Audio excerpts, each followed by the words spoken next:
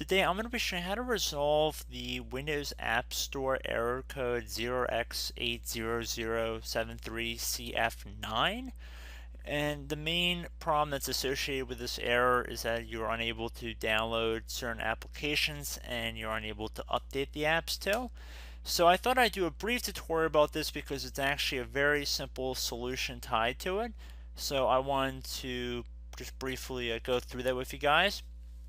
So we're going to start by heading over to the Start button, and we are going to right click on it, and then we're going to left click on Run, and now we're going to type in %, like the % sign, and then we're going to type in WINDIR,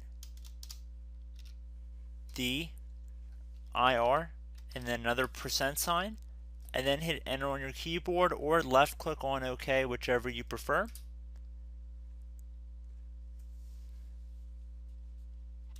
So now we are looking for a folder that is called AU install agent, and since we see that we do not have that up near the top, it means we do not have it. And you can also sort by alphabetical order, ascending or descending, depending on how it's set up, in case you don't see it right away. But it's very clear that we do not have a folder for this, and it's going to be very simple to create one. All we have to do is just right click on some blank space on the right side here, and then left click on the new option on this dialog window, and then left click on folder, and now you want to type in AUI.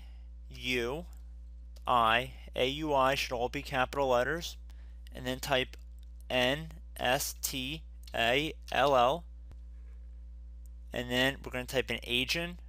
This is all one word, by the way. So AUI, all capital letters, NSTALL should not be capitalized, and then we're going to capitalize the A in agent, so AGENT, so it should read AUI NSTALL agent, and then you can click out of here.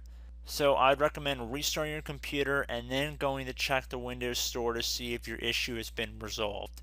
So I hope this brief tutorial has helped you guys out, and I will catch you in the next video. Goodbye.